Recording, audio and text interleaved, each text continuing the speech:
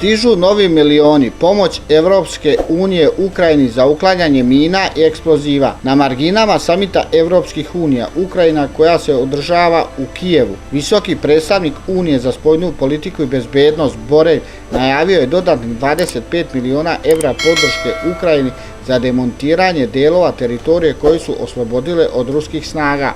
Na teritorijama koje su oslobodile ukrajinske oružane snage nalazi se velika količina mina i drugih eksplozivnih sredstava. Obezbedit ćemo do 25 miliona evra za podršku naporima demontiranja u ovim ugroženim područjima. Zaštita civila i njihovih sredstava za život je prioritet, rekao Borelj. Za ostale mine i eksplozivi predstavljaju opasnost dugo.